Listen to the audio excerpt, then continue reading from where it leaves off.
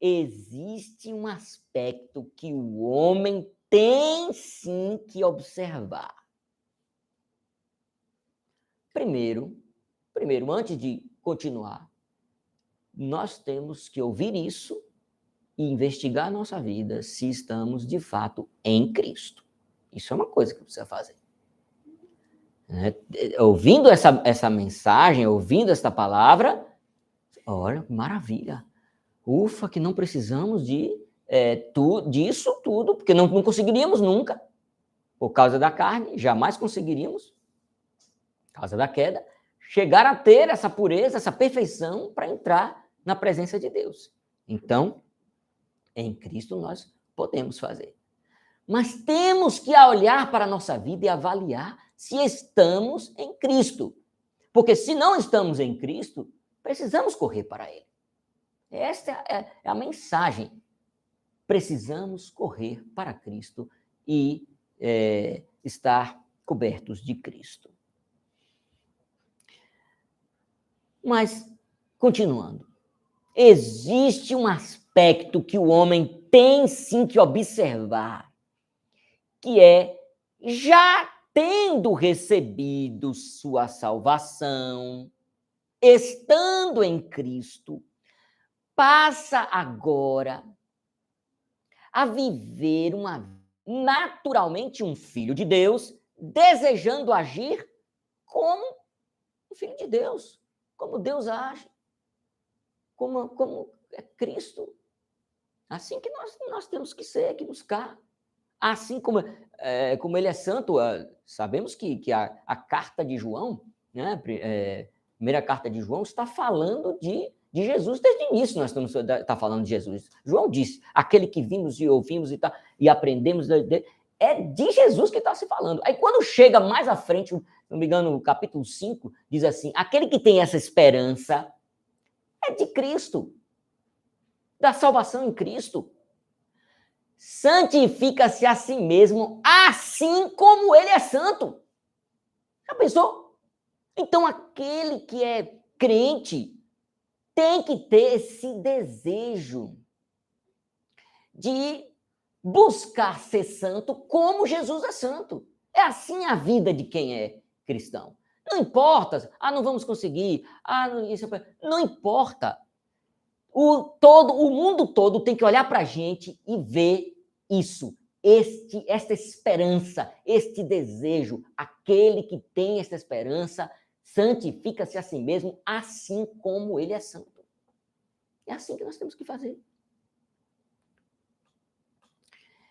Tendo os requisitos para conseguir agir assim, e tudo isso em gratidão a Deus. Nós temos o Espírito de Cristo, que Romanos diz que faz com que consigamos cumprir a lei. Por quê? Porque foi o mesmo Espírito que ressuscitou a Jesus. Elia, quero você prestando atenção também, minha filha. Meu culto, você tem que prestar atenção.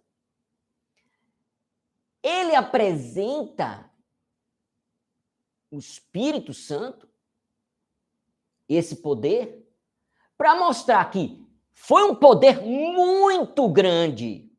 O poder foi tão grande que não vai haver a necessidade de um poder tão grande quanto foi o poder de ressuscitar Cristo, porque estava em Cristo morto nos delitos e pecados todos os eleitos e com todos os pecados de cada um deles.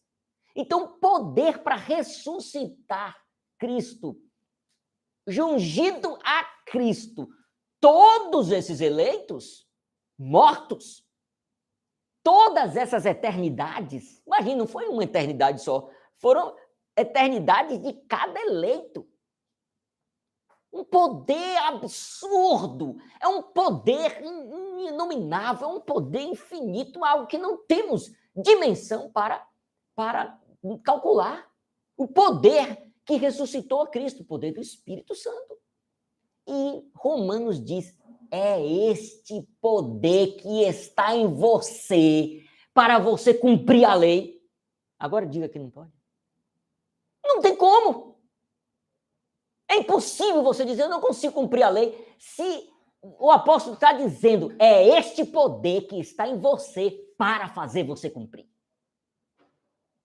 Não tem como. É vida dentre os mortos.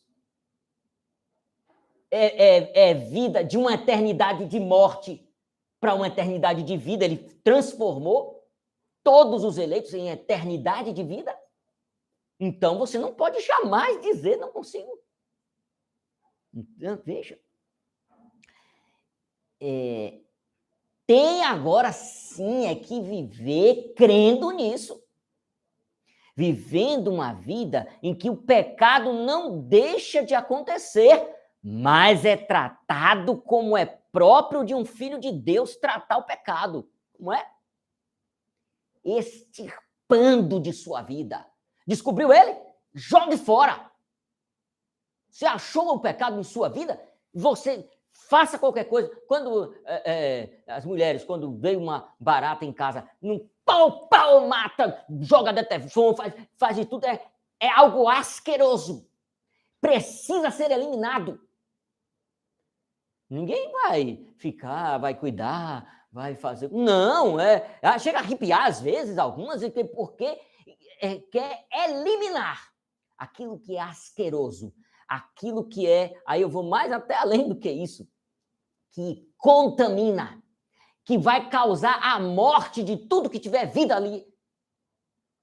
Tudo isso, toda essa coisa ruim tem que estar ativo no crente para coisa ruim, quero dizer, toda esta concepção de quão ruim é o pecado tem que estar ativo para fazer com que o crente extirpe ele, tire ele, elimine ele de sua vida prática diária. Né?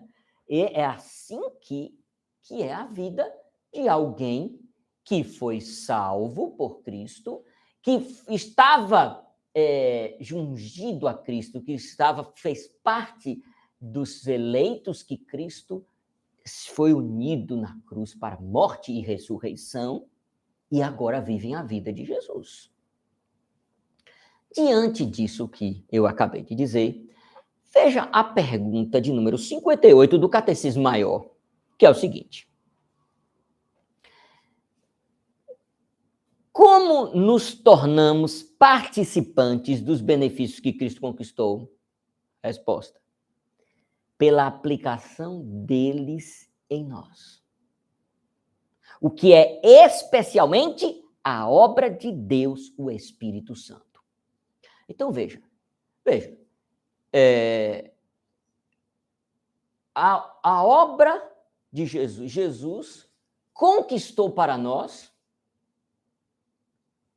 benefícios. Como é que esses benefícios vão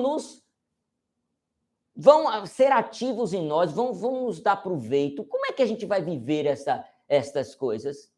A aplicação do Espírito Santo. Isso já está mostrando o quê? Que a santidade, a vida de Cristo, ela não pode ser em nós um quadro pintado, que alguém chega, que coisa linda, está ali, mas é só um modelo. A vida da pessoa não pode corresponder a isso, é impossível. Cristo é Cristo. Não é isso. A Bíblia está dizendo que Cristo conquistou e o Espírito Santo aplicou. Ou seja, os benefícios de Cristo na cruz, eles vão fazer parte da vida da pessoa. A pessoa vai viver agora em santidade, obedecendo ao Senhor. Viver a vida de Cristo, sim. Por quê? Porque o Espírito Santo aplica o que o Senhor Jesus conseguiu, os benefícios dele, a obra dele na cruz. O Voz, no seu comentário, faz uma pergunta. Qual é a diferença entre a obra de Cristo e a obra do Espírito Santo? Esse comentário de Voz é excelente. E essas perguntas de Voz são bem fáceis e vão levando você a entender estas coisas.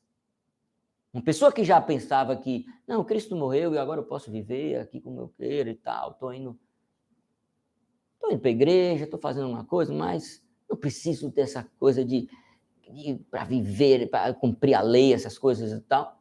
Quando vê essas coisas aqui, comentários, vão entendendo. Peraí, realmente não dá para ser assim. O Voz pergunta, qual é a diferença entre a obra de Cristo e a obra do Espírito Santo? Veja a resposta. Cristo conquistou a redenção para nós. O Espírito Santo aplica em nós para que experimentemos verdadeiramente os seus benefícios. Então, quer dizer que Cristo conquistou santidade, todas essas coisas que conquistou para nós, benefícios da cruz, e aquilo não é uma coisa assim só para a gente ver?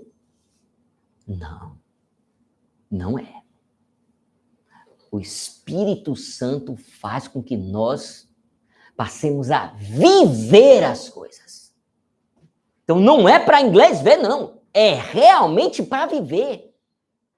É para ter essa experiência de vida, de viver. Veja, a realidade de um coração para quem crer na Bíblia, para quem crê na Bíblia verdadeira, sede precisa um coração limpo, aquele que foi trabalhado pelo Senhor, aquele crente que foi salvo em Cristo. Olha essa realidade do que é um coração sujo. E quando ela vê isso, não pode ter na sua mente, não é assim mesmo que acontece com o pecador. Eu sou pecador também, sou pecador e a carne está em mim. É assim que é. Não é essa atitude. Porque quem passou pela obra de Cristo e o Espírito Santo aplicou os benefícios, quando ele vê a realidade do que é um coração sujo, ele tem que desejar ardentemente o coração limpo. Não, Jesus morreu para que eu tenha um coração limpo. Eu não quero essa sujeira. Não fica lutando em argumentos. A gente vê muito isso.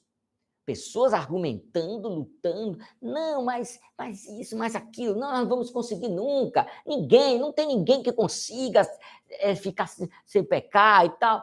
Muda, inclusive, o tom da conversa.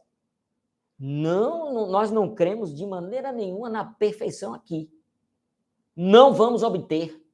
É uma heresia. É por isso que nós somos firmes na ortodoxia presbiteriana. A nossa confessionalidade tem uma segurança muito boa. É heresia para nós, presbiterianos, esta doutrina da perfeição para um crente quando estando aqui. Não vamos alcançar isso. Não vamos. Todo dia vai pecar. Os crentes, o melhor crente que já viveu, todo dia vai pecar. Não tem condições de ter perfeição. Mas o que é crente, ele não pega essa verdade e coloca debaixo do braço como um cartão para você tá me pregando santidade? Tome aqui para você, olha. A Bíblia diz que o crente vai pecar todo dia. Então me deixe com meus pecados. Isso é loucura. Isso não é próprio de crente. Um elemento desse não é crente. Não pode ser. O crente quer coração limpo. O crente, quando olha para Cristo e vê, ele é limpo de mãos, eu quero ser. Ele é puro de coração, eu quero isso. Então, a verdade, que é verdade, que o crente vai pecar todo dia, ela não vai servir de um cartão para dar carteirada nos outros, não. Ela vai ficar lá no lugarzinho dela e o crente verdadeiro vai buscar ser limpo. É isso que vai estar na frente dele. Quem tem essa esperança, santifica-se a si mesmo, assim como o seu Salvador Jesus Cristo é puro, é limpo.